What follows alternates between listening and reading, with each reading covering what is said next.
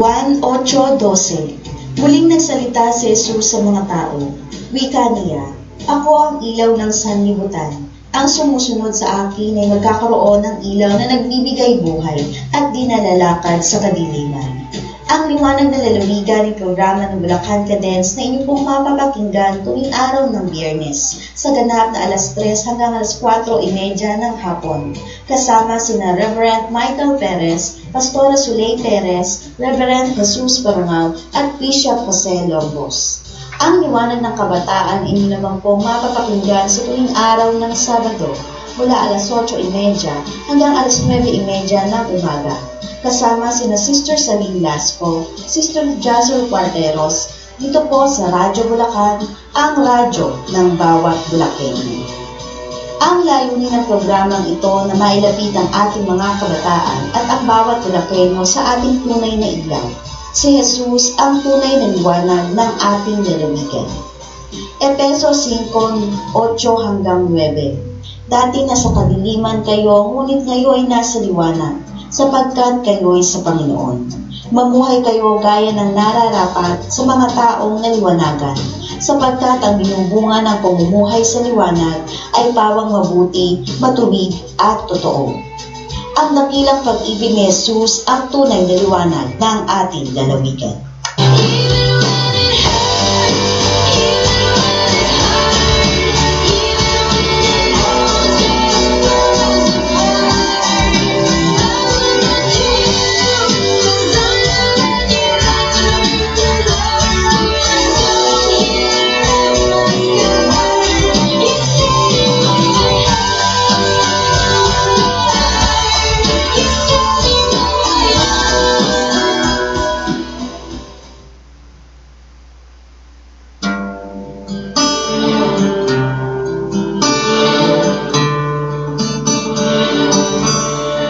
Who taught the sun where to stand in the morning? And who told the ocean you can only come this far? And who showed the moon where to hide till evening? Whose words alone can catch a falling star? Well, I know my Redeemer lives. I know my Redeemer lives. All of creation testifies this life within me cries out, I know my Redeemer lives. Yeah, the very same God that spins things in orbit runs to the weary, the worn and the weak, and the slave gentle hands that hold me when I'm broken. They conquer death to bring me victory. Now I know my Redeemer lives. I know my Redeemer lives. Let all creation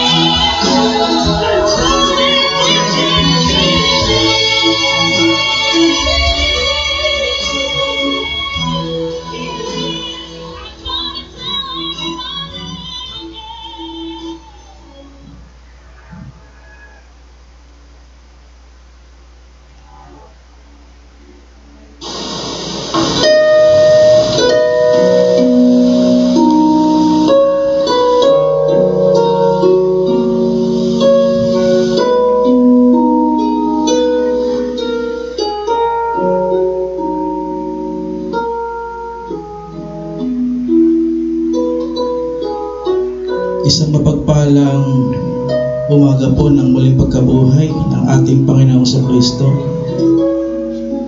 At sa ating mga anak ng Diyos, alam naman po natin na ang ating Panginoon ay buhay, ang ating tunay na Diyos ay buhay. Kaya ito po ay hindi pag-alala lamang sa muling pagkabuhay ng ating Panginoon, kundi makita po sa ating buhay ang pag-ibig ng Diyos sa araw-araw po ng ating mga buhay.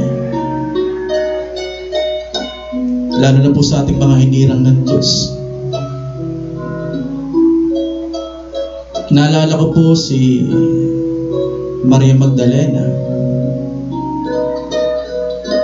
Sa kanya po unang nagpakita ang ating Panginoon nung siya po ay muling nabuhay. Dahil po sa laki ng pagmamahal na ibinigay po ng ating Panginoon sa isang katulad po ni Maria Magdalena na isang makasalanang babae. Isang babae na masasabi po natin na pariwara ang kanyang buhay. Isang babae po na masasabi po natin na pariwara ang kanyang buhay sapagkat naghahanap siya ng isang tunay na pag-ibig na hindi niya matagpuan sa tao. Isang masamang babae na masasabi natin sa panahon na yun na pinandidirian po ng maraming mga tao. Gustong ipapatay. Siya po yung ipinaglaban po ng ating Panginoon sa Kristo. Kung tutunghayan po natin ang kasaysayan po ni Maria Magdalena, sinabi ng Panginoon sa harapan po ng maraming mga tao, maging sa mga Pariseo, Skriba, kung sino man sa inyo ang walang kasalanan, ay siyang maunang bumato sa babaeng ito. Ang gusto ko po mga kapatid na makita po natin kung paano po sa kabila po ng kalagayan po ni Maria Magdalena, natagpuan po niya yung pag-ibig na hinahanap po niya, na matagal niya nang hinahanap. Nakita niya at naranasan niya sa ating Panginoong sa Kristo kung gaano siya kamahal ng ating Panginoon. Ito po yung humipo sa puso ni Maria Magdalena upang tanggapin ang pag-ibig ng Diyos. Ang dakilang pag-ibig ng Diyos na tinanggap po ni Maria Magdalena, ito rin po mga kapatid ang bumago sa kanyang buhay. Kaya sa kasaysayan po ng kanyang buhay, sinabi po sa gospel na mapalad po, bukod po kay Maria na ina ng Diyos na ginamit niya sa kanyang pagkakatawang tao, mapalad po si Maria dahil sa kanya po unang nagpakita ang ating Panginoon sa Kristo. Dahil sa lahat po ng mga naging alagad ng Panginoon, masabi po natin ang natutong umibig si Maria Magdalena sa ating Panginoon sa Kristo dahil sa kanyang naranasan. Siya yung nakapagpakita at nakapagparanas ng malaking pag-ibig sa ating Panginoon sa Kristo. Dahil binago siya nito, nagawa siyang tanggapin ang pag-ibig ng Diyos na hindi niya matagpuan sa mga tao. Pinandidirihan po siya dahil sa kanyang kasalanan, mga kasalanan. Pero ang Diyos lamang po ang nakatanggap po sa atin sa totoo lang. Tanging ang Diyos lamang po ang nagmahal po sa ating lahat. Pag-ibig na naranasan po ni Maria Magdalena, na naranasan po nating lahat. Dahil hindi po natin masasabi na tayo isang tunay na Kristiyano, kundi po natin naranasan yung pag-ibig sa atin ng ating Panginoon sa Kristo. Yan din po yung bumago sa aking buhay. Kaya ako nandito sa inyong harapan. Patuloy na ipinaglalaban.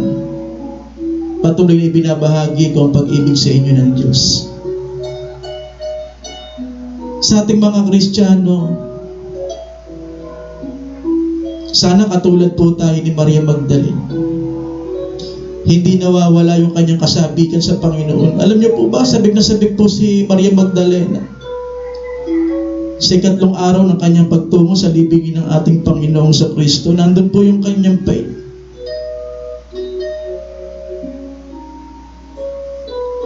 Yung kanyang kasabikan.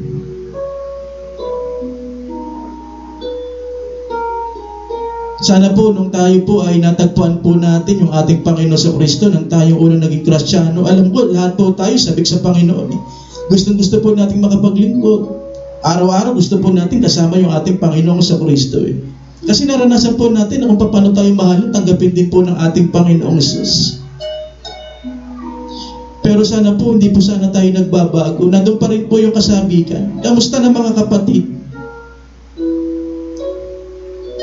Madaling araw din po, sabik na sabik si Maria Magdalena. Tayo po ba? O ilang Kristiyano na lang po ang may kasabikan sa paglilingkod o makasama yung ating Panginoon sa Kristo? Si Maria Magdalena po, dahil sa laki ng pagmamahal na naranasan niya sa Panginoon, patuloy po siya naging mainit sa Panginoon. Patuloy niya ipinadama ang kanyang pagmamahal sa Diyos. Isang babaeng makasalanan na binago ng pag-ibig ng Diyos.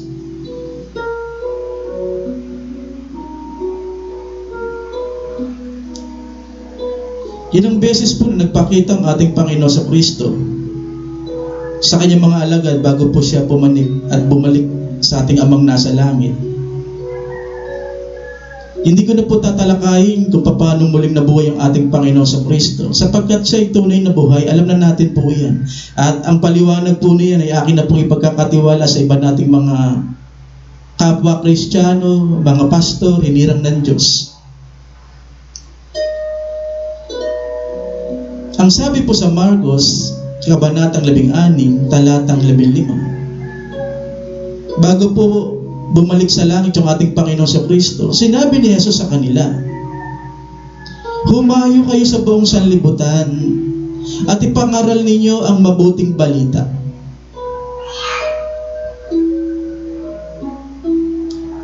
Sa ating mga anak ng Diyos, ano po ba itong mabuting balita? Para sa akin, sa matagal kong pagsasaliksik ng puso po ng Biblia, opo, may kanya-kanya po tayong mga doktrina, kahit po yung mga born again.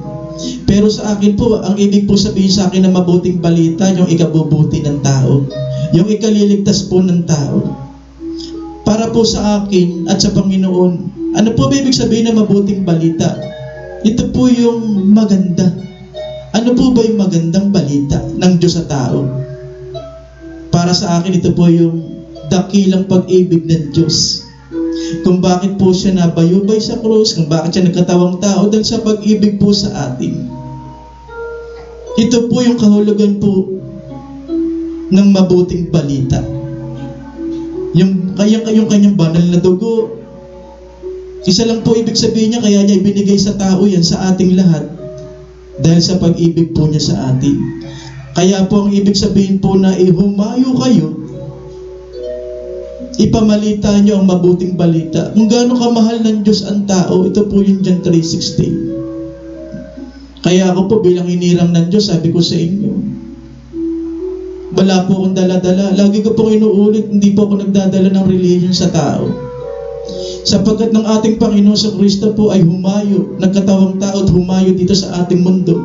Ang dala po niya yung pag-ibig sa tao. Yun din po yung kanyang kapangyarihan sa paglilingkod. Iyon din po yung nakita ng isang salarin kung bakit siya magpalatay sa kanya. Yung kapangyarihan po ng kanyang pag-ibig. Nasa kabila ng lahat ng kanyang naranasan, kalupitan sa ating mga tao, hanggang ngayon, ay patuloy pa rin pong minamahal ng Diyos. Sa totoo lang, kahit ngayon, ang dami pa rin mga tao, biblically, tumatalikod sa kanyang pag-ibig, pero patuloy pa rin po na minamahal ng Diyos ang bawat isa po sa atin.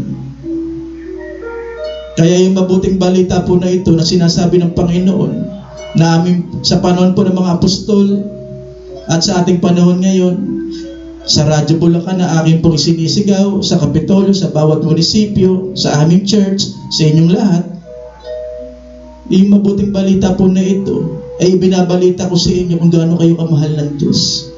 Kung gaano kadakila ang pag-ibig ng Diyos. Ito po yung kailangan ng lahat ng tao. Ito po yung kailangan po ninyo sa tunay na ikaliligtas at ikapagbabago kung tatanggapin po natin yung dakilang pag-ibig ng Diyos. Ang sabi po sa aklat po ng Gawa, Kabanatang 1, talatang 8 hanggang 9. Bibigyan ko kayo ng kapangyarihan pagbaba sa inyo ng Espiritu Santo, at kayo magiging saksi ko sa Jerusalem, sa buong Judea, Samaria, at hanggang sa dulo ng daigdig. Pagkasabi nito, ay inakyat sa langit ang ating Panginoon habang nakatitig po yung kanyang mga alagad.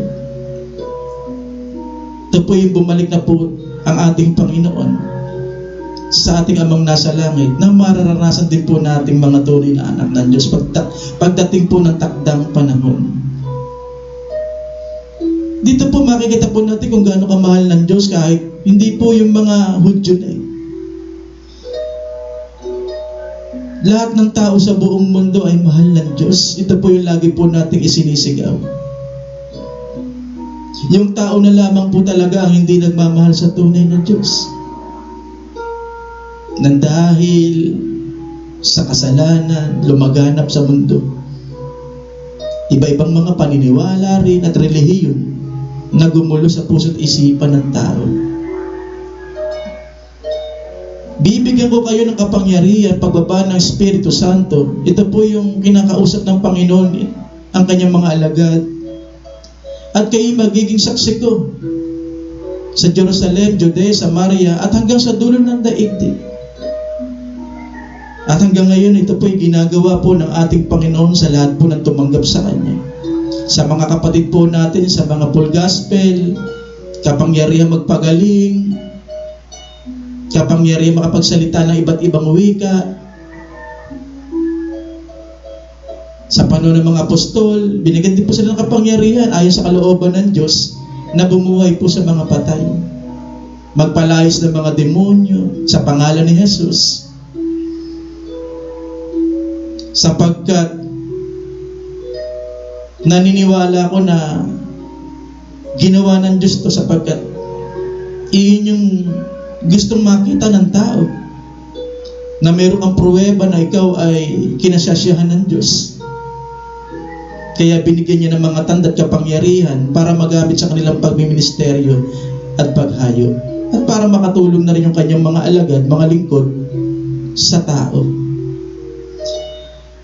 Pero muli mga kapatid, hindi po yan ang ating tatalakayin. Binanggit ko lamang po yan sapagkat ang paksa na nais ng Diyos sa ating mga hinirang, sa ating mga tunay na anak ng Diyos, ay yung bago po siya pumanik sa langit, na nagpaalam sa kanyang mga alagad at na nag-iwan po ng ganyang mga tanda. Ang paksa po na nais ng Panginoon sa umagang ito, ang layunin ng ating Panginoon sa kanyang ikatlong pagpapakita sa mga alagad pagkatapos po ng kanyang muling pagkabuhay. Ito po yung ating mahalaga at pinakamahalaga na tatalakayin, na nais po na maunawaan po nating lahat ng ating Panginoong Jesucristo. Ano po iyon?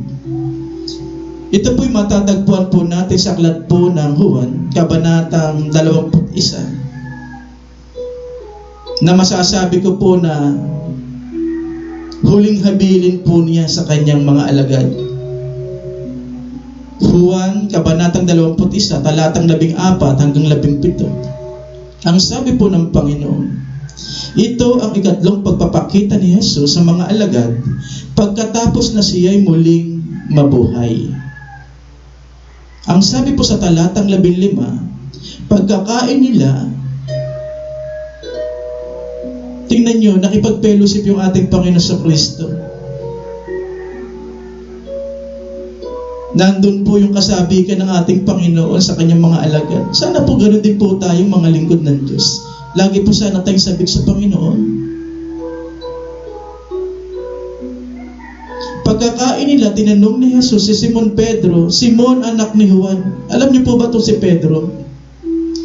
Siya po yung nagtatwa sa ating Panginoong sa Kristo ng 3 beses.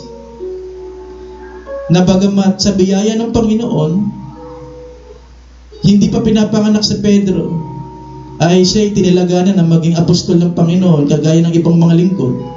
At alam na ng Diyos na siya'y pagtatatwa ng ating Panginoon. Upang maranasan po ni Apostol Pedro na sa kabila ng kanyang kasalanan na nagawa sa ating Panginoon, nagawa pa rin siyang mahalin at tanggapin ng ating Panginoon sa Kristo Jesus. Kaya tayong mga hinirang, tao lang din po kami, tao lang tayo. Panghawakan po natin yung pag-ibig ng ating Panginoon. Dumating man sa punto na sinisikap natin magpakatino, sinisikap natin mamuhay ng kabanalan, darating ang time talagang tayo nagkakasala at magkakasala pa rin sapagkat tao tayo. Pero panghawakan po natin yung pag-ibig ng Diyos, kagaya po ni Pedro, pinanghawakan niya. At dito po matutunghayan po natin kung paano po naranasan ni Pedro na tinanggap pa rin siya ng ating Panginoon at minahal ng tapat. Sa pagkakain po nila, tinanong ni Jesus si Simon Pedro, Simon anak ni Juan, iniibig mo ba ako ng higit kaysa mga ito?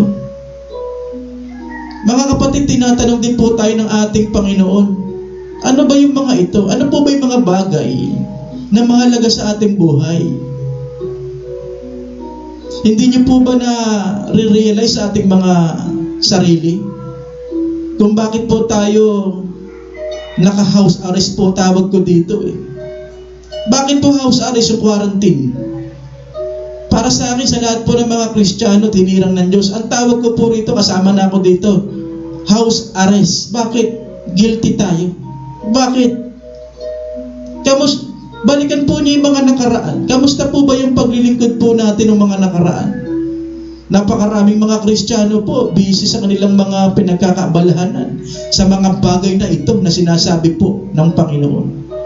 Kaya muli po tayong kinakausap ng ating Panginoon sa Kristo, Pedro, at sa lahat po na nakikinig ngayon, mahal mo ba ako? Binibigyan pa po tayo ng pagkakataon ng Diyos. Kinakausap tayo, kaya po tayo naka-house arrest upang makausap tayo ng sarilinan ng ating Panginoon at binibigyan tayo ng makapanumbalik sa Kanya, maituwid po yung mga mali po natin. Sa totoo lang, itong salot po ng COVID-19 na ito, may gustong itama ang Diyos sa pamahalaan. May gustong itama ang Diyos sa taong bayan. May gustong itama ang Diyos higit sa lahat sa Kanyang mga hinirang at sa Kanyang mga anak. Iyon po, mga kapatid, ang dapat po nating alamin. Kung ano man yung mga pagkakamali nating ng mga nakakaraan, pwede po nating itama kagaya po ni Pedro. At naniniwala ako na maghihilom ang puso ng Panginoon at tayo hihilumin. Ililigtas tayo ng Diyos sa kapahamakan. Ang totoo ay nililigtas na nga tayo. At patuloy nating nararanasan ang pag-ibig ng Diyos. Alam ko, alam niyo yan. Tingnan niyo po ito. Tinatanong tayo ng Diyos, tinatanong niya si Pedro sa unang pagkakataon ng kanyang katanungan. Iniibig mo ba ako ng higit kaysa sa mga bagay na dati ay naging abala tayo? Wala tayong panahon sa Diyos? Muli tayong tinatanong ng Panginoon, mas mahal pa ba natin sa panahon natin ngayon yung mga bagay na kung saan tayo nalibang? Hindi tayo makapaglingkod sa Diyos. Hindi tayo makasunod ng maayos sa Diyos. May alagang mga kasalanan. O may mga bagay na mas mahalaga pa kaysa sa Diyos. Pagsamba rin po sa Diyos-Diyosan yun. Tandaan niyo po itong sasabihin ko. Ang mga ribulto, hindi lamang po sila yung mga Diyos-Diyosan na kinasusuklaman ng Diyos. Yung mga bagay po na mas inuuna natin sa ating mga buhay, ginagawa po nating Diyos-Diyosan yun. Diyos-Diyosan din po yung mga bagay na hindi nakikita, pero iyon yung mas minamahal, iyon yung mas inuuna natin sa ating mga buhay. Kaya tinatanong tayo ng Panginoon, babalik ba tayo sa tunay na Diyos? Sa inyong mga anak ng Diyos? Alam niyo po ba yung pagluha ng ating Pangulo? Hindi po ba natin nare-realize na kapag ang Panginoon ay hindi naghilom ang puso at ang itong salot ng COVID-19 ay tumagal po ng kalahating taon? Alam niyo po ba kung anong mangyayari? Ibig sabihin po nun, ubos na ang doktor natin. Ibig sabihin po nun, marami na pong magkakadamay-damay. Ibig sabihin po nun, yung kaban ng yaman po ng bansang Pilipinas, ubos na. Mapatuloy po tayo mababaw sa kamunoy sa utang. Kaya seryosohin po natin yung panawagan sa atin ng Diyos na yan. May panahon pa na itama po natin yung ating mga mali. Magmula sa ating pamahalaan, magmula po sa ating mga religious group, pangkaraniwang mga taong bayan, at sa ating mga anak ng Diyos. Kagaya po ni Pedro, binibigyan pa tayo ng pagkakataon ng Diyos na itama yung ating malaking pagkakamali. Ang kagandahan po kay Pedro, umamin. Ang sabi niya rito, opo Panginoon, iniibig kita. Alam niyo po mga kapatid, napakahirap kapag ang isang Kristiyano ay hindi sanay tumanggap ng pagkakamali. Iyan po yung mahirap. Kapag ang isang tao, lalo na ang isang Kristiyano ay hindi sanay tumanggap ng pagkakamali. At walang alam, kundi manisi pa ng manisi. Kagaya po na nangyari po kay Eva at kay Adan. Na imbis po na lumapit, pagsisihan at aminin at manumbalik sa pag-ibig ng Diyos, nagtuturuan pa. Kaya tayo po ay nabe-bless po kay Apostol Pedro. Tumugon po yung Panginoon. Ang sabi ni Pedro, opo Panginoon, nalalaman ninyong iniibig ko kayo, Tegonia. Iniibig ko kayo sa mga bagay na dati na mahalaga sa akin. Sinabi sa kanya ni Jesus, tingnan niyo po ito, pakanin mo ang aking mga batang tupa. Ang sabi po sa talatang 16, muli siyang tinanong ni Jesus, Simon, anak ni Juan, iniibig mo ba ako? Tingnan niyo, pangalawang tanong. Sumagot uli po si Pedro. Sana po'y sumasagot po tayo, hindi yung lagi lang tayo nakasin. Dapat po tumutugon tayo sa Panginoon, hindi yung nakikiramdam lang tayo. Sapagkat ang nakakaalam ng mabuti na dapat niyang gawin, ngunit hindi ginagawa ay nagkakasala sa Diyos. Muli siyang tinanong ni Jesus, Simon, anak ni Juan, iniibig mo ba ako? Muli tayong tinatanong ng Diyos. Binibigyan pa tayo ng pagkakataon. Sumagot si Pedro, opo Panginoon, nalalaman yung iniibig ko kayo. Ani Jesus, pangalagaan mo ang aking mga tupa. Pansinin niyo pangalawa. Laging itinuturo ng Panginoon, pangalagaan mo yung mga tao na pinagtiwala ko sa inyo bago siya umalis, bago siya bumalik sa langit. Dito po, sa bawat pagtugon po ni Pedro, mapapansin po natin laging itinuturo. Pag sinabi ni Pedro, opo Panginoon, iniibig kita. At sa bawat pagtugon natin na sinasabi natin na mahal natin ng Diyos, pansinin niyo yung sinasabi ng Panginoon. Mahalin niyo yung tao. Mahalin niyo yung aking mga tupa. Pangalagaan niyo, pakainin niyo, spiritually, physically, financially. Sapagkat mapapadama natin ang pag-ibig natin Diyos sa Diyos sa pamamagitan po ng ating paglilingkod at pag-ibig po sa ating kapwa. Kaya pansinin nyo, laging itinuturo ng Panginoon ang tao.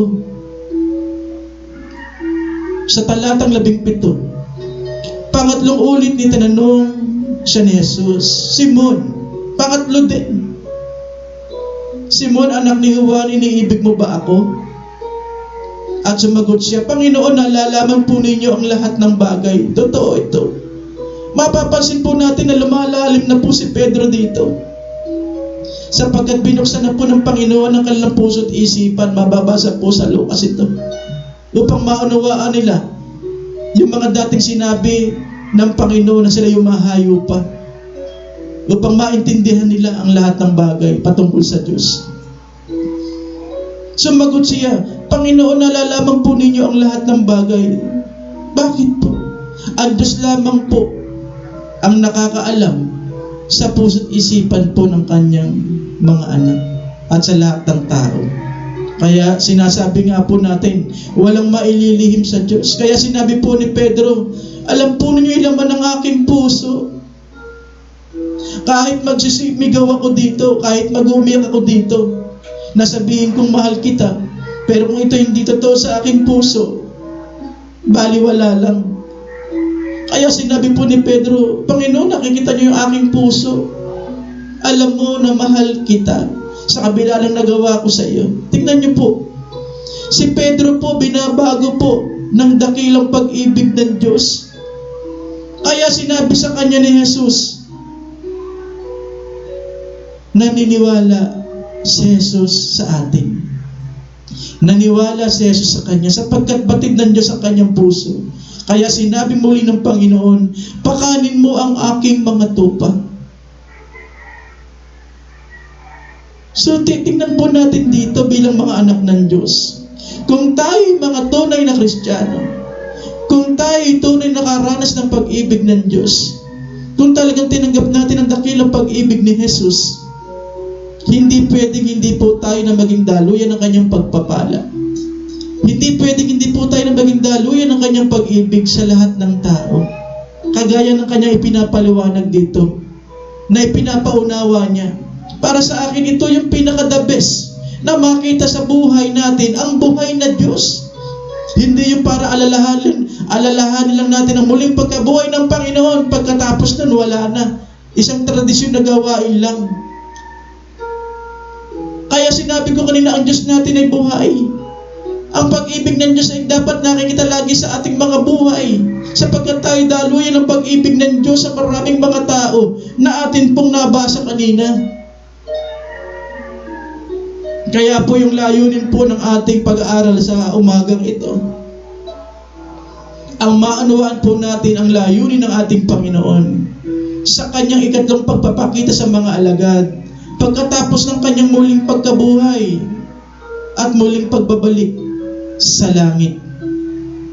Ang tanong, ito po ang tanong sa umagang ito, tanong po ng Panginoon sa bawat isa. Ano po ang layunin ng ating Panginoon sa kanyang ikatlong pagpapakita sa mga alagad at maging sa atin sa umagang ito bilang mga anak ng Diyos?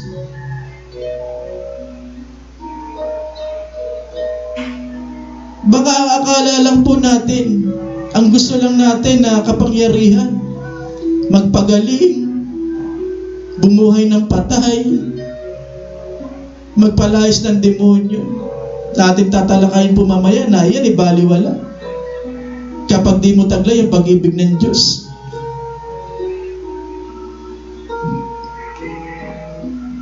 Ano ang layunin ng ating Panginoon sa kanyang ikatlong pagpapakita sa mga alagad pagkatapos ng kanyang muling pagkabuhay?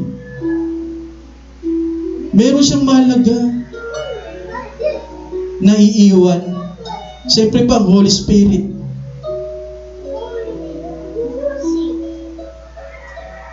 So meron po tayong dalawang katotohanan na ibibigay po sa atin ng ating Panginoon.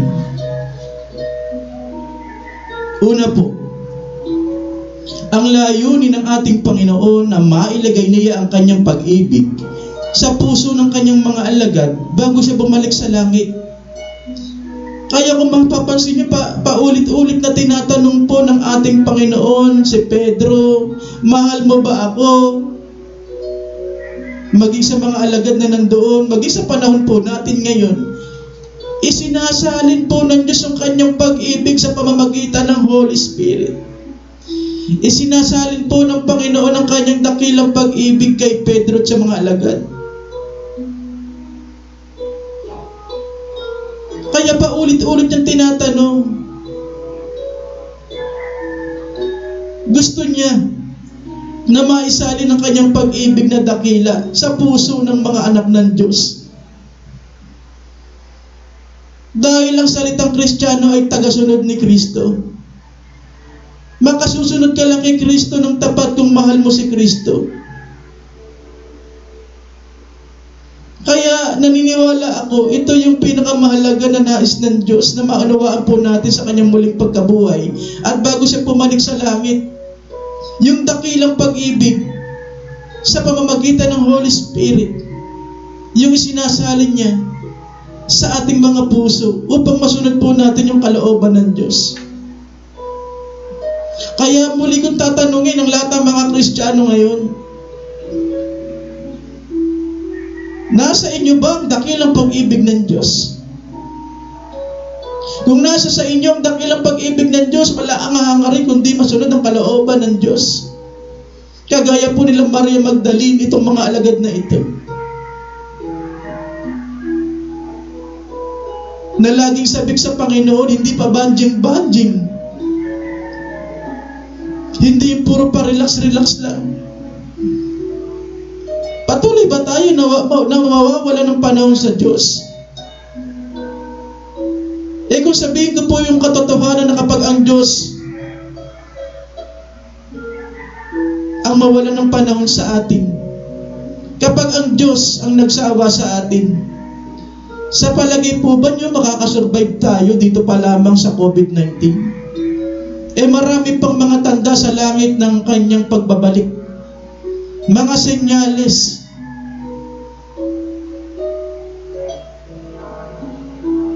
Mga kapatid, kaya yung una po na katotohanan,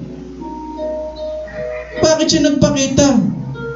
Ang layunin ng ating Panginoon na mailagay niya ang kanyang pag-ibig sa puso ng kanyang mga lagad bago po siya bumalik sa langit.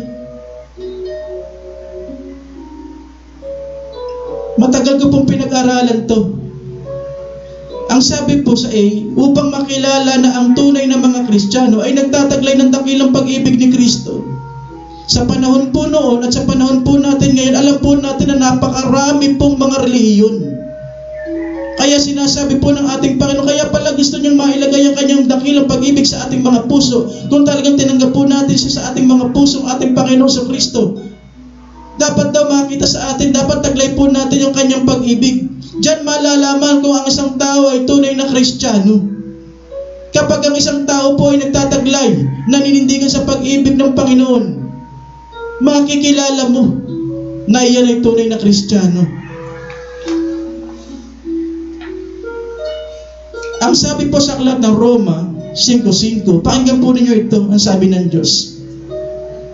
Sapagkat ang pag-ibig ng Diyos ay ibinuhos sa ating mga puso sa pamamagitan ng Espiritu Santo na ipinagkaloob sa atin. So ito po yung pinakamahalagang kapangyarihan. Opo, iniwan ng Panginoon sa Kristo ang Holy Spirit sa atin na magsasabi ng katotohanan at magtuturo sa atin upang tayo manindigan sa katotohanan, ipangaral ang mabuting balita.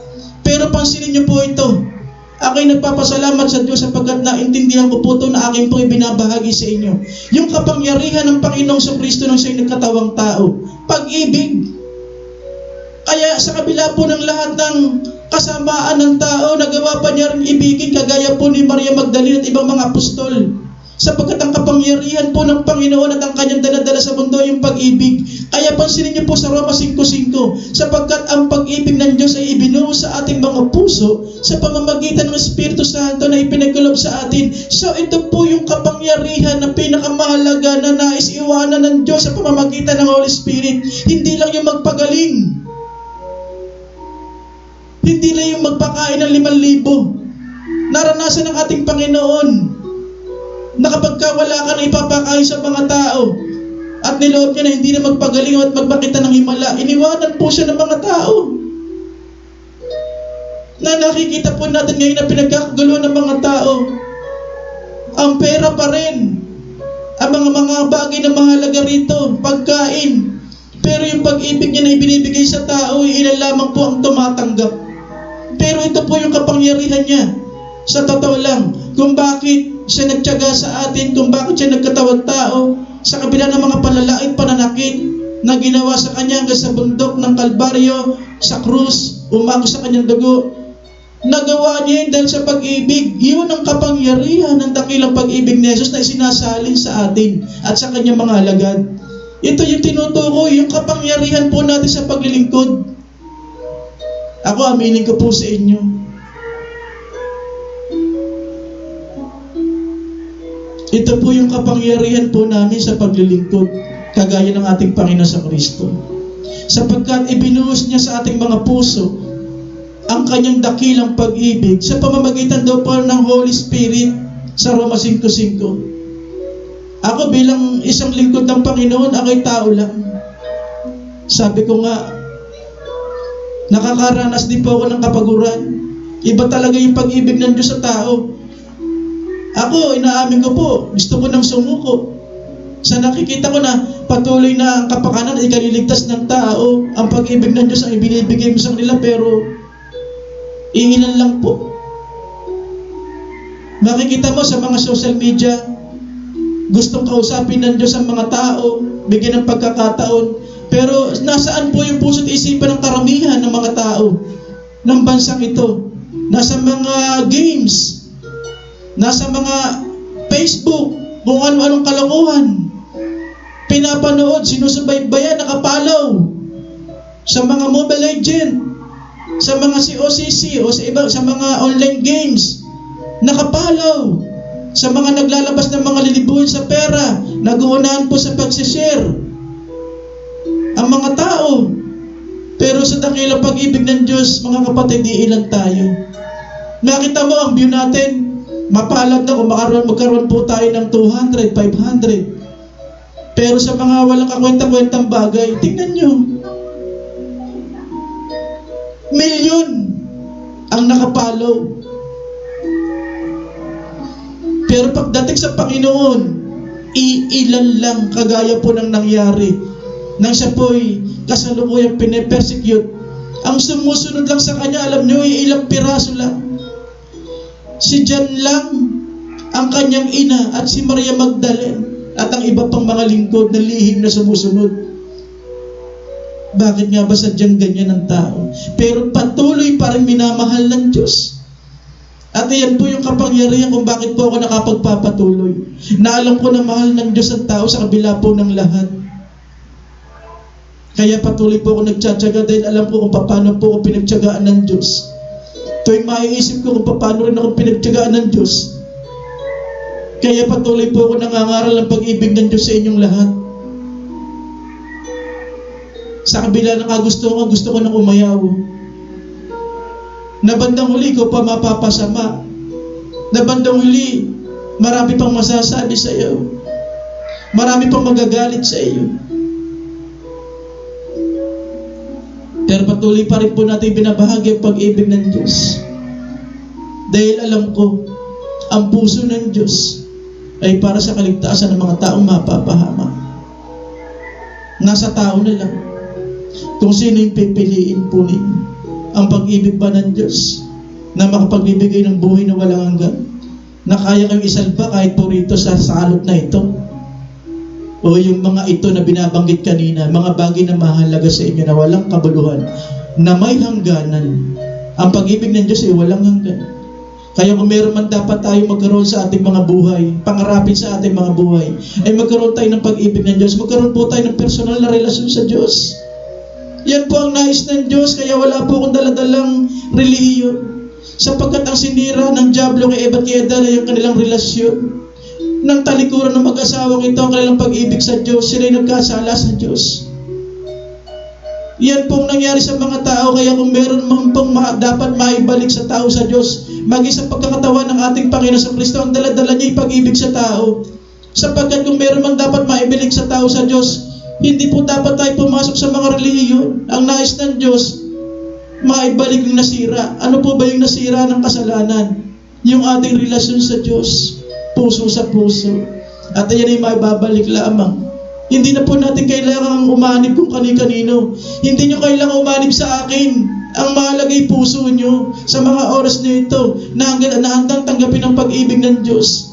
Nandun po yung pagsisisi, pag-amin sa kasalanan at pag-amin na kailangan natin ng pag-ibig ng Diyos, lalo na po sa mga panahon na ito at sa mga darating pa.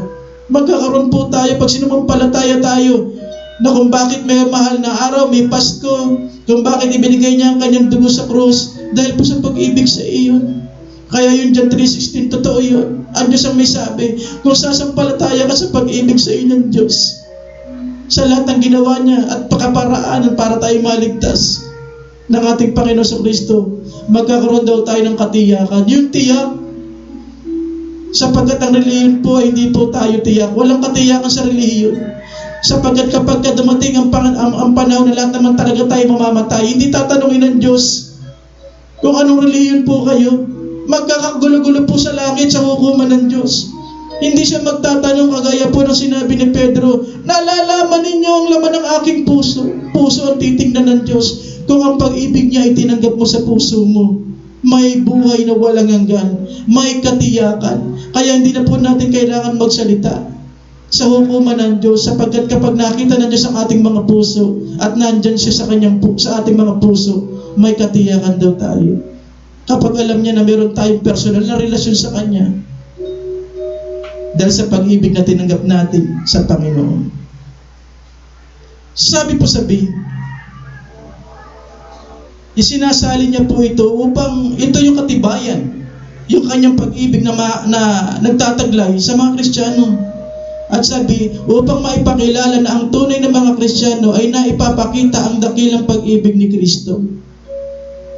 Bago po siya umalis, may panawagan po sa atin ng Diyos sa lahat po ng mga born again, mga Kristiyano. Umamin na po tayo. Pagka magkakaibang denominasyon, di pa kayo magkasundo-sundo, kagaya ng binanggit ko. Alam nyo, mga Protestant, mga Baptist, mga Conservative Church po yan.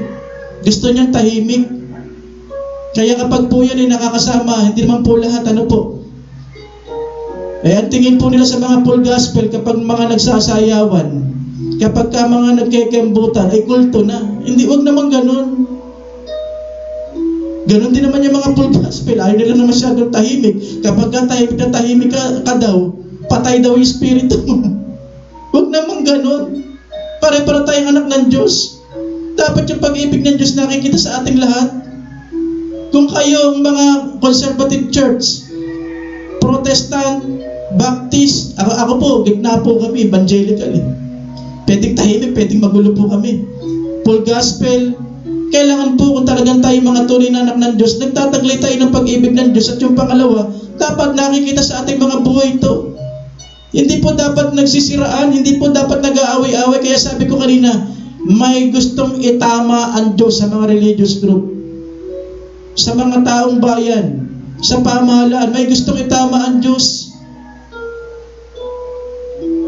Bakit nais ng Diyos na nakikita sa ating buhay? Bilang mga hinirang ng Diyos, anumang mga denominasyon tayo, ang pag-ibig ng Diyos. Napakapakit pong pakinggan na umanib kayo sa aming samahan, sa aming kawal, ligtas kayo. Napakapakit niyan.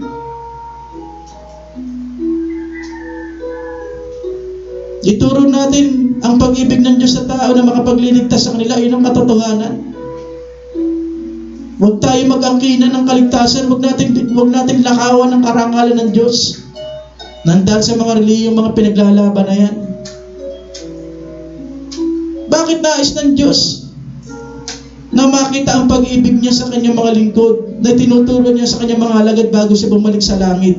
Ang sabi po sa unang Juan, kabanatang 4, talatang 10, walang taong nakakita sa Diyos kailanman. Mga kapatid, nakita na ba ninyo ang Diyos? Lalo sa panahon po natin ngayon. Ngunit kung tayo'y nag-iibigan, nasa atin siya at nagiging ganap ang kanyang pag-ibig. Kaya sa lahat ng mga kababayan ko, pasensya na ako'y tapat na nagsasalita sa inyo. Hindi na po natin kailangan gumawa ng larawan ng ating Panginoon sa Kristo. Maliwanag naman dito, ba't nakita na ba ninyo ng personal yung ating Panginoon sa Kristo? Hindi nga niya niloob na matandaan ng mga alagad na nakasalumuhan niya yung kanyang mukha. Bakit? Kasi alam na ng Diyos at ayaw ng Diyos na gawan siya ng larawan, ng tribulto, na alam ng Panginoon na darating yung panahon na baka mamaya gawan siya ng ribulto kagaya ng ibang mga apostol na nangyari na nga. At iyon yung ikot-ikot sa mga kalsada, doon manalangin, nakabilin-bilin na niya na huwag kayong gagawa ng larawan, huwag kayong sasamba kahit larawan pa niya. Kaya sabi rito, walang taong nakakita sa Diyos. Ako po'y tapat na nagsasalita po sa inyo. Ang nais ng Diyos, gusto niyo bang makita ang Diyos? Ito ang sagot ng Diyos. Kung tayo'y nag-iibigan, kung nasa atin ang pag-ibig ng Diyos, kung talagang tinanggap natin ang dakilang pag-ibig ng Diyos, dapat po tayong nag-iibigan. Nasa atin siya at nagiging ganap ang kanyang pag-ibig. Maliwanag po yung sinabi ng Panginoon. Makikita ng lahat. Dapat nasa atin ang Diyos. Hindi na po natin kailangan gumawa ng mga rebulto na kinasusuklaman ng Diyos. Sapagkat ang Diyos ay nasa puso natin kung talagang tinanggap natin siya. Nasa buhay natin. Kung talagang ang Diyos po natin ay buhay, dapat ay nakikita po yan sa ating mga buhay, ang kanyang pag-ibig. Tama po ba? Sapagkat ang mga rebulto ay mga patay. Kaya nais ng Diyos na makita siya sa ating mga buhay, sapagkat siya'y buhay. Iyan ang pinakamagandang pag-alala, paggunita sa kanyang muling pagkabuhay. Makita sa mga anak ng Diyos, sa kanyang mga alagad, maging sa atin sa panahon natin ngayon, ang kanyang buhay, ang kanyang pag-ibig. Sabi rito, nasa atin po siya. Wala sa mga simbahan to.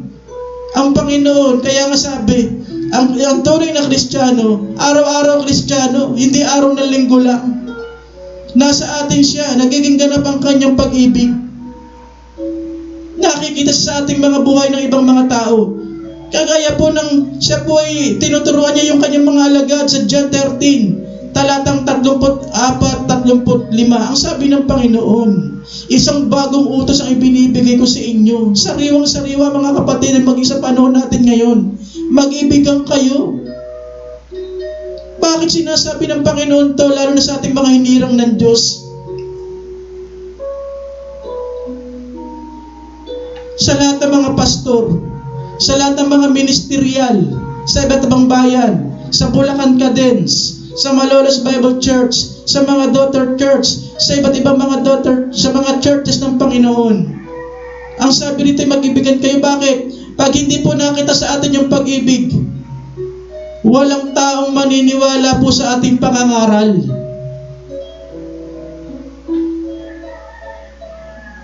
Lalo na po sa anyong lingkod. Kami po'y nangangaral sa Kapitolyo, sa radio station.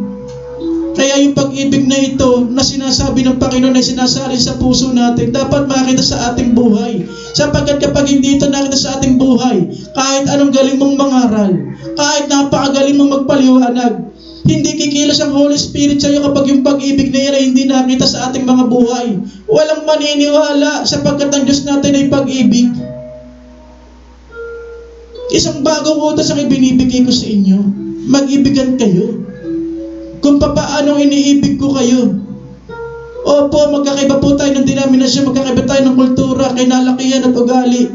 Pero sabi ng Panginoon dito, iniibig ko kayo. Isaalang-alang daw natin ang pag-ibig ng Diyos sa atin ng ibang mga kapatid, mga kasamahan. Kahit may mga pagkakataon na ayaw natin ang kanilang ugali, pero mahal pa rin sila ng Diyos at dahil doon dapat pa rin po natin silang mahalin. Ito po yung natutunan ko na dating hirap na hirap ako. Kaya sa totoo lang, ako po bilang nilagay ng Diyos sa Bulacan Cadence, sa Liwanag ng Lalawigan, na ngayon ang tagapangulo sa Liwanag ng Lalawigan at head pastor ng Bulacan Bible Christian Church, natutunan ko sa biyaya ng Diyos na kahit mga ministerial sa iba't ibang mga lugar, hindi sila kalaban. Iba't ibang mga grupo ng pastor, lingkod ng Diyos, hindi sila kalaban. Pare-paro tayong lingkod ng Diyos. Pare-paro tayong mahal ng Diyos. Dapat makita yung pag-ibig na yan sa bawat isa po sa atin. Hindi dapat tayo nag-aagawan ng mga ministry sa lalawigan ng Bulacan. Kaya ako po nagpapasalamat sa lahat ng mga leader ng church, sa lahat ng mga pastor na kumikilos, na nagbabahagi ng mabuting balita. Anumang kaparaanan meron po kayo, na sinabi ko, ang mabuting balita ay pagbabahagi ng pag-ibig ng Diyos. Yun yung mabuting balita. Pero kung ano man ang kaparaanan kayo, ako po'y nagpapasalamat. Ang mahalaga po'y nagmamalasakit po kayo sa tao na nais ng Diyos. Hindi yung pera-pera lang. Kaya sabi rito, kung paano iniibig ko kayo, gayon din naman mag-ibigan kayo. Kahit magkakaiba po tayo ng ugali, maliwanag ang sinasabi ng Panginoon, mag-ibigan po tayo. Ito ang nais na makita niya, na tayong mga lingkod ng Diyos ay maging magandang halimbawa sa pamahalaan. Tingnan nyo, sa ating mga pastor, sa ating mga leader simbahan, sa ating mga anak ng Diyos, paano maniniwala sa atin? Pinapanalangin po natin yung ating Pangulo, pinapanalangin natin yung mga leader po sa ating bansa. na makakilala sa tunay na Diyos kung ito hindi nakikita sa ating mga buhay? Paano silang maniniwala? Ang taong bayan na ating pong inaabot, kung inaabot nga po ninyo, paano silang maniniwala na ang Diyos natin ay buhay kung ang buhay ng Diyos ay hindi nakikita sa ating mga buhay? Di ba? Kaya merong gustong itama ang Diyos sa ating mali. Kung paano iniibig ko kayo, gayon din naman mag-ibigan kayo. Kung kayo mag-iibigan, ang sabi rito, makikilala po ng lahat ng mga tao na kayo'y mga tunay na Kristiyano. Sapagkat ang tunay na Kristiyano, ang tunay na alagad ng Diyos, ang tunay na hinirang ng Diyos, dapat daw nagtataglay ng kanyang pag-ibig at naipapakita ito sa taong bayan. Yan pala ang dahilan kung bakit nais ng Diyos na bago siya pumanik at bumalik sa langit, ito yung kapangyarihan na iniiwan niya sa kanyang mga alagad. Isinasali niya ang kanyang pag-ibig sa puso po ng bawat isa po sa mga tunay na Kristiyano. At yung pangalawa po, ano ang layunin ng ating Panginoon sa kanyang ikatlong pagpapakita sa mga alagad pagkatapos ng kanyang muling pagkabuhay? Una, ang layunin ng ating Panginoon na mailagay niya ang kanyang pag-ibig sa puso ng kanyang mga alagad. At yung pangalawa, ang layunin ng ating Panginoon na maisali niya ang kanyang puso sa pagbimisyon. Ito na po, ang kanyang puso sa pagbimisyon sa puso ng kanyang mga alagad bago siya bumalik sa langit. Ang sabi po sa bakit nais niya na maisali ng kanyang puso sa pagbimisyon ang kanyang pag-ibig na ito? Upang magkaroon ng karapatan ang mga alagad na madala nila sa mga taong dakilang pag-ibig ni Kristo na nagdudulot ng tunay na ikaliligtas at ikapagbabago ng taong sasampalataya sa dakilang pag-ibig ni Kristo. Mga kapatid, paano ka mangangaral ngayon? Paano ka nga naman mangangaral ng pag-ibig ng Diyos, ng mabuting balita, kung mismo ikaw ay wala nito? Kaya ito yung nakita ko na pinakamaganda kung bakit nais ng Diyos na bago siya pumalik sa langit, iniwanan niya ang kanyang puso, iniwanan niya ang sa pamamagitan ng Holy Spirit ay isinali ng kanyang pag-ibig sa mga alagad na nais ng Diyos na mangyari po sa atin para magkaroon po tayo ng karapatan na mangaral po ng pag-ibig ng Diyos. Para may karapatan po tayo. Anong karapatan natin mangaral ng pag-ibig ng Diyos kung wala tayo nito? Hindi natin may papaliwanag ito. Kaya kung tayo mga tunay na anak ng Diyos, dapat yung pag-ibig na ating naranasan, kagaya nila Maria Magdalene, ni Apostol Pedro, na nagawa silang mahalin ng dakilang pag-ibig ng Diyos sa kabila ng kanilang mga kasalanan, dapat po ito'y naibabahagi natin sa ating kapwa, na ibibigay natin sa ating kapwa na sila din ay kayang mahalin ng Diyos sa kabila ng kanilang mga kasalanan. Kaya sabi po sa unang Juan 4:19, tayo umiibig sapagkat ang Diyos ang unang umibig sa atin. Totoo po ito. Magagawa nating ibigin ng Diyos ang ating kapwa dahil ito'y naranasan natin. Ito'y isinalin sa atin sa Roma 5:5 kanina. Mangyayari lamang ito kung tinanggap natin yung pag-ibig ng Diyos sa ating mga puso, magkakaroon din tayo ng pag-ibig na galing sa Diyos. Kaya tayo umiibig sapagkat ang Diyos ang unang umibig po sa atin. Ito po yung totoo. Kagaya po na nangyari po kay Pedro, kay Apostol Pablo, at kay Maria Magdalene at sa iba pa. Naranasan nila yung pag-ibig ng Diyos kaya sila po ay may karapatan binigyan ng Diyos na magmahal sa iba at ibahagi ang pag-ibig ng Diyos sa ibang tao. Naalala ko po yung sinabi ng Panginoon sa pamamagitan po ni Pablo sa 1 Corinto 13:1-3 na kahit kayo magpagaling na binabanggit ko po kanina bago pumanik ang ating Panginoon sa Kristo sa langit, iniwanan niya ang Holy Spirit. Marami po ang Pentecostes, nakapagsalita ng iba't ibang wika. Maganda po yan, magagamit po sa ministry yan. Nakapagpapagaling, nakapagpapalayas po ng mga demonyo at iba pa. Pero alam niyo po ba, sinabi po ni Pablo rito, kung wala kang pag-ibig sa 1 Corinto 13:1-3, magawa mo man yung mga bagay na yan, makapagsalita ka man ng iba't ibang wika, maibigay mo man ang sarili mo sa paglilingkod, kung wala kang dakilang pag-ibig ng Diyos, bali walang lahat yan. So meaning, ang kapangyarihan at karapatan na nais ng Diyos na isalin bago siya pumunta sa langit, yung kanyang dakilang pag-ibig na tinatalakay po natin ngayon na ibinibigay at sinasali ng Diyos sa puso nyo. Iyon yung sandata ng Panginoon na siya'y nagkatawang tao kung bakit siya nagawang mabayubay sa krus. Siyempre, nandun po yung kanyang pagsunod sa ating Amang nasa langit. Dahil taglay niya yung pag-ibig ng Diyos, taglay po natin ang pag-ibig ng Diyos. Kaya tayo nakasusunod sa kabila po ng magulong mundong ito. Ito po yung nais na makita ng Diyos, hindi lang yung para makapagpagaling, meron po kasi mga samaan na kapag iba't ibang mga wika, puspos na sila sa Spirit, ng Holy Spirit. Ito, tandaan ninyo, tama yan, maganda yan. Pero wala nang ibang pinakamaganda na masasabi ko na ikaw ay puspos ng Holy Spirit. Kapag ang dakilang pag-ibig ni Kristo ay nakikita sa iyong buhay at ito'y naibabahagi mo, kagaya ng ating Panginoon sa Kristo, iyan ang puspos ng Holy Spirit. Wala po ito sa pagsigaw-sigaw lang. Hindi ko sinasabing masama yun. Wala ito sa pagluha-luha. Wala ito sa pananahimik. Wala ito sa ganun. Kailangan ng pag-ibig ng Diyos ay nakikita sa ating mga hinirang sa mga anak ng Diyos. Kapag iyan po ay naibabahagi natin ng tapat, nakikita sa ating mga buhay, diyan ko masasabi, hayagan tapat sa inyo, biblically, iyan ang tunay na puspos ng Holy Spirit. Nakikita ang pag-ibig ng Diyos sa atin. Sapagkat ang Holy Spirit ang nagsali ng kapangyarihan at karapatan niya sa ating buhay. Kaya po sa huli, upang magkaroon ng kapangyarihan ng mga alagad, na madala nila sa mga taong dakilang pag-ibig ni Kristo, isinali ng Panginoon ang kanyang pag-ibig sa puso ng mga tao, at isinali ng Panginoon sa kanyang mga alagad at sa atin ang puso niya sa pagmimisyon. Sa ating pagmamalasakit sa kapwa, dapat po may pag-ibig. 16:14, naalala yung sinabi ni Pablo, ang lahat ng ginagawa niya gawin yung may pag-ibig. Kaya sa totoo lang, lagi ko sinasabi, andalin po natin sa mga tayo pag-ibig ng Diyos. Hayaan natin sila na pumasok sa relasyon sa Diyos. Huwag tayo magdala ng relihiyon na alam naman natin hindi makapagliligtas sa tao, bagkus ay makakagulo lang sa kanilang puso't isipan. Sapagkat walang relihiyon na magsasabi na sila'y mali. Walang magsasabi na relihiyon na sila'y hindi katotohanan. Pero ang totoo niyan, wala kang katiyakan dyan. Sa pag-ibig ng Diyos, may katiyakan. Kung ito ang nasa iyo sa John 3:16, ang Diyos ang may sabi niyan. Kaya sabi dito sa huli, upang magkaroon ng kapangyarihan ng mga alagad na madala nila sa mga taong dakilang pag-ibig ni Kristo. Iyon pala yung kapangyarihan na pinakamahalaga na isinasaalin ng Diyos sa atin, yung kanyang pag-ibig, para meron tayong kapangyarihan na madala ito sa mga tao, na makapagpatuloy po tayo sa kabila ng mga pagsubok, sa kabila ng mga problema na ating nararanasan, ay tapat po tayo nakakasunod sa Diyos.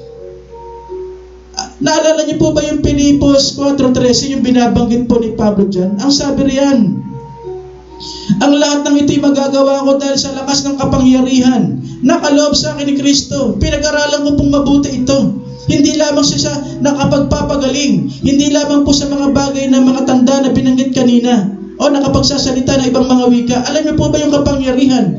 Kung bakit sa kabila ng mga pag-uusig sa mga alagad, sa kabila ng mga pagsubok ay nagagawa pa rin lang mahalin yung mga tao, nagagawa pa rin lang pagmalasakitan yung mga tao, nagagawa pa rin nilang maglingkod sa Diyos. Sa kabila ng marami na pong napupugutan ng ulo ng mga alagad, marami na mga paghihirap at pag-uusig, sapagkat hindi sila papayag na ang pangangaral ng pag-ibig ay mapigil sa mga tao. Yan yung mabuting balita na pinaglalaban po ng mga apostol, na pinaglalaban po natin. Ibahagi ang pag-ibig ng Diyos na makapagbibigay ng tunay na ipagbabago at ikaliligtas sa tao. Alam niyo po ba kung ano ibig sabihin ng Pilipos 4:13? Matagal ko po itong pinag-aralan. Ang lahat ng ito'y magagawa ko. Nagawa po ni Pablo, nagawa ng mga alagad sa kabila ng mga pag-uusig, ang maglingkod sa Diyos ng tapat. Ang lahat ng ito'y magagawa ko dahil sa lakas ng kapangyarihan ng dakilang pag-ibig na kaloob sa akin ni Kristo. Ito po yung binabanggit ng Panginoon kanina. Isinali niya sa mga alagad ang kanyang pag-ibig na kaya sa kabila ng lahat, nagawa pa rin lang maglingkod, na tayo ang nakikinabang ngayon. Ang kapangyarihan na binabanggit din po ni Pablo dito, yung kapangyarihan na nakita po natin sa ating Panginoon sa Kristo. Anong kapangyarihan po ba yun? Yung himala? Para sa akin, wala na ibang kapangyarihan na nakita ko sa Panginoon. Yung kanyang dakilang pag-ibig na bumago sa akin, na nagligtas sa akin. Iyon yung kapangyarihan ng Diyos na nakita ko, na ibinabahagi ko sa inyo, na nakita ni Pablo at ang mga alagad. Ito ang dapat nating maging kapangyarihan sa ating paglilingkod. Ang pag-ibig ng Diyos. Ito ang ating lakas. Kaya mapapansin nyo sa ating mga lingkod ng Diyos, kahit ako po wala po akong sweldo. Pero nagagawa ko pa rin po na maglingkod. Kahit nagpapaluwal, hindi po ako nanunumbat. Dahil bakit? Bakit ko nagagawa? Ayan, dahil sa pag-ibig na kaloob sa akin ng Diyos. At alam ko na mahal ng Diyos ang mga tao. Sa 10 taon, 8 taon, masaya ako na naglilingkod ng tapat sa Diyos.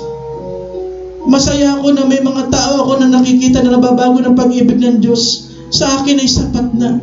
Ang mga pangangailangan ko, ng aking mga anak, ng aking pamilya, ay ipinagkakatiwala ko sa Diyos. Dahil naniniwala ako na mahal ako ng Diyos. Hindi ako pababayaan ng Diyos. Totoo yung kanyang sinabi. Pag inuna mo ang kapakanan ng iba para maligtas sila, ang kapakanan mo, ikaw ang uunahin ng Diyos. Kaya ipakita po natin yung ating pag-ibig sa pamamagitan ng gawa, hindi yung puro salita. Kaya sa lahat ng mga anak ng Diyos, pastor, hinirang, kung may mga pagkakamali, alam kong mali, pwede pa nating itama sa Diyos.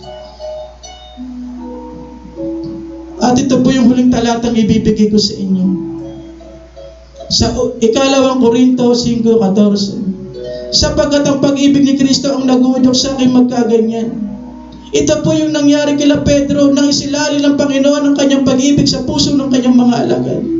Nang nakita ito sa kanyang buhay, ang buhay na Diyos ay nakita sa kanilang mga buhay. At ito rin ang nais na makita ng Diyos sa ating mga buhay sa panahon natin ngayon.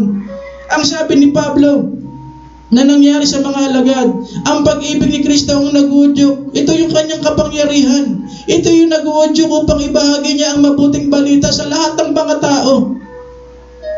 May pera, may wala, sa oras ng kagipitan, sa oras ng kaginawahan, matapat na naglilingkod po ang mga apostol. Ito po yung nais na makita na ang nagudyok po sa atin ay ang pag-ibig ng Diyos. Upang pagmalasakitan yung ating kapwa. Ako po lagi kong sinisigaw ito. Sa 10 taon ko po na paglilingkod sa Kapitolyo, hindi ko po salamat sa aming gobernador, Daniel Fernando. Pinagkakatiwalaan niya po kami dyan hanggang ngayon na magbahagi ng pag-ibig ng Diyos. Sa aming sangguniang panlalawigan, sa aming Vice Governor Willie, at meron po kami na plano sa kalooban ng Diyos na ang mga kabataan po natin ay maisali na dakilang pag-ibig ng Diyos upang sila po ay maging tunay sa mga SK chairman, sa mga SK official, maging tunay na pag-asa ng aming lalawigan at ng ating bansa. Sila ay pinagkakatiwala po sa atin ng Diyos. Hindi po ang gobernador ang nag-uudyok sa amin sa liwanag ng lalawigan. Ang nag-uudyok po sa atin na gawin ito ay ang pag-ibig ng Diyos. Yan ang katotohanan. Sapagkat ang dala-dala po namin sa Kapitolyo ay ang pag-ibig ng Diyos. Sa taong bayan, ang pag-ibig pa rin ng Diyos. Sapagkat ang pag-ibig ni Kristo ang nag-uudyok sa akin magkaganyan. Kaya po yung teksto po natin, muli, ang sabi ng Panginoon, tinatanong tayo ng Diyos, mga anak, mahal ba natin ang ating Panginoong sa Kristo na tunay na nagmamahal sa atin? Ang sabi ni Pedro, opo. Kung talagang mahal natin ang Diyos, dapat siya yung priority natin sa ating mga buhay. Uulitin ko, kaya tayo naka-house arrest. House arrest ang tawag ko dyan. Guilty tayong lahat na mga anak ng Diyos. Paano po natin madadala ang pamahalaan? Paano po natin madadala ang taong bayan sa paanan ng tunay na Diyos kung ang pag-ibig na ito ay hindi makita sa ating buhay? Kung ang pag-ibig ng Diyos ay hindi po natin ipinaglalaban para sa kanila? Gimising na po tayo sa lahat ng mga Kristiyano. May panahon pa para yung mali ay itama. Pangatlong tinanong si Pedro, isinasali ng Panginoon ang kanyang pag-ibig sa atin upang meron tayong karapatan. Tayo lamang po ang binigyan ng karapatan at kapangyarihan ng Diyos na ibahagi ang kanyang pag-ibig. Isa po itong isang pribilehiyo sa lahat ng mga pastor, sa lahat po ng mga lingkod ng Diyos, sa lahat po ng mga anak ng Diyos. Lahat! Hindi lang sa mga pastor, lahat ng mga anak ng Diyos, babae, lalaki. Sa lahat po, kagaya po ni Maria Magdalene, na lahat ng nakaranas ng dakilang pag-ibig ng Diyos, na nagawa kanyang mahalin. Lahat po kayo ay may karapatang magbahagi ng pag-ibig ng Diyos. Lahat po kayo pwede magsalita. Lahat po kayo pwede magmensahe. Kung ang pag-uusapan po natin ay kung paano kumilos sa inyo ang Panginoon, pwede po kayo magsalita. Pwede niyo pong ibahagi yan. Sapagkat kailangan ng taong bayan, kailangan ng pamahalaan, lalo ng ating Pangulo, ang dakilang pag-ibig ng Diyos. Kaya mga kapatid, iyan ang pinakamahalaga na layunin kung bakit inaalala po natin ang muling pagkabuhay ng Diyos. Ang pag-ibig ng tunay na Diyos na buhay ay kailangan makita sa buhay nating lahat. Hindi lamang sa araw na ito, kundi sa araw-araw. Iyan ang tunay na Kristiyano. Buhay ang Diyos sa ating mga buhay. Sa pamamagitan po ng dakilang pag-ibig na ating ipinamumuhay at ating ibinabahagi sa bansang Pilipinas, sa lahat ng bansa, sa lalawigan ng Bulacan, at sa lahat ng tao. Kaya pagpalain po tayo ng Panginoon at tayo po'y mananalangin. Aming Diyos na makapangyarihan sa lahat. Maaaring sabihin po ng iba na ang iyong muling pagkabuhay ay isang tagumpay na katibayan na kami muling bubuhayin kagaya ng Panginoon sa Kristo ayon sa mga doktrina na katotohanan din naman. Pero sa akin wala nang ibang pinakamaganda kundi alalahanin po namin kung gaano kadakila ang pag-ibig niyo sa amin at kung paano dapat namin naisa sa buhay yun. Aanin mo ang tagumpay, aanin mo ang buhay na walang hanggan kung wala ka namang pag-ibig sa Diyos. Sige nga. Aanin mo ang kaligtasan na bigay ni Kristo. Kung hanggang ngayon, ligtas ka na, ay wala pa rin ang puso mo sa Panginoon. Para saan? Naalam naman nating lahat na tayo nilikha ng Diyos upang ibigin siya. Tayo niligtas ng Diyos. Opo, niligtas tayo ng Diyos. Tanggapin natin ang kanyang banal na dugo. Tinanggap natin siya bilang Panginoon, sariling tagapagligtas. Ano bang doktrina yan? Tinanggap natin yung pag-ibig ng Diyos. Yan ang tunay na kaligtasan. Pero ang mahalaga doon, ang pag-ibig ba na yan, ang Kristo ba na yan, ay buhay sa ating buhay? Kaya Panginoon, naniniwala ako sa mga kalagayan ng bawat isa. May gusto kong itama sa aming pamahalaan. May mga aral, may layunin sa mga churches, sa mga taong bayan. Patawarin niyo po kami, Panginoon. Itong COVID-19 na ito, Panginoon, alam ko, sandali mo lang tanggalin ito. Impyerno nga, Panginoon, nakahantungan namin eh. Nagawa mo kaming isang barito eh. Ito ba bang COVID-19? Napakaliit na bagay lang sa inyo yan. Sana'y makita ng bawat isa yung mga mali namin. Ng bawat isa. Huwag na po tayo magturuan.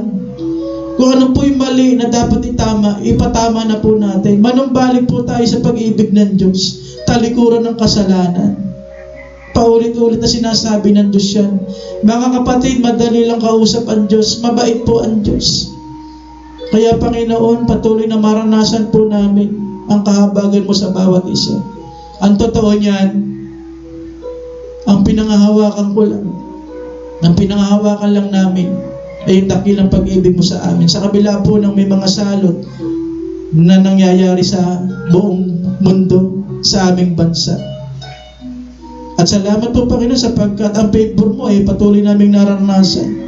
Sa bayan po ng Pombong ay kinukover niyo po kami ng Holy Spirit at sa ibang mga lugar na wala po kaming salot.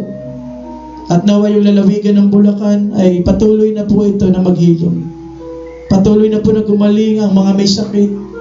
Kung kaparaanan mo na ang mga siyensya, doktor, o kung sino mang mga dalubhasa na may kinalaman po sa medisina, na matuklasan yung gamot dyan, nasa yung kaparaanan yan. Pero naniniwala pa rin ako sa iyong himala, sapagkat ang Diyos noon at ikaw at sa darating pa ay isa. Sa isang salita mo lang, Panginoon, lusaw sa makapangyarihang dugo ni Jesus ang COVID-19 na ito. Salamat Panginoon, patuloy po namin panghawakan kung gaano mo kami kamahal. Naniniwala ako na isasaalang-alang mo po kami na mga nagmamahal sa iyo. Naniniwala ako na isasaalang-alang mo po ang aming Pangulo. sa kanyang panawagan sa taong bayan na manalangin sa iyo, manumbalik sa pag-ibig mo. At naniniwala ako na isasaalang-alang mo yan. At panghawakan po namin ang bansang ito ng Bulacan Bible Christian Church ng inyong malingkod. Ikaw lang ang pag-asa namin. Ang pag-ibig mo lang, Panginoon, ang pag-asa namin. Sapagkat ang pag-ibig na yun kapag nawala, wala na kaming pag-asa. Wala na kaming patutunguhan. Kaya yung dakilang pag-ibig na yan ang magdadala sa amin sa tunay na kaligtasan at magliligtas po sa amin sa mga masamang nangyayari na aming nararanasan na patuloy po namin pinanghawakan. Lagi ko po tatandaan at lagi ko sinasabi sa taong bayan, dakila ang pag-ibig niyo po sa amin. Ang nais mo lang ay manumbalik sa iyong pag-ibig, talikdan ang kasalanan, mamuhay sa iyong pag-ibig at ibahagi ito lalo na yung mga hinirang sa mga taong kawawa, sa mga tao po, Panginoon, nangangailangan ng iyong pag-ibig. Ang pag-ibig mo na pangwalang hanggan ang kailangan ng mundong ito. Ang ating Amang nasa langit ay Diyos ng pag-ibig. Sapagkat gayon na lamang kadakila ang pag-ibig ng Diyos para sa lahat ng mga tao. Kaya ipinagkaloob niya ang kanyang bugtong na anak na si Jesucristo, upang ang sinumang sumampalataya sa Kanya, puso sa puso, sumampalataya sa Kanyang dakilang pag-ibig, ay hindi po kayo mapapahamak, may katiyakan, magkakaroon ng tunay na buhay na walang hanggan. Sa lahat ng mga hinirang mga anak ng Diyos at nagmamahal sa ating Panginoon Jesucristo, sumasa inyong lahat ang dakilang pag-ibig ng Diyos. Ibigin natin ang ating Panginoong Jesucristo ng buong puso, lakas at kaluluwa upang maisakatuparan natin ang kanyang dakilang misyon na ipinagkatiwala niya sa Bulacan Bible Christian Church at sa bawat isa po sa atin, ang maipalaganap ang kanyang dakilang pag-ibig para sa lahat po ng mga tao, para sa kanilang tunay na ikaliligtas at ikapagbabago. Iyan ang katotohanan sa pangalan ng Ama, ng Banal na Espiritu at ng ating Panginoong Hesus. Amen. Pagpalain po tayo ng ating Diyos na dakila.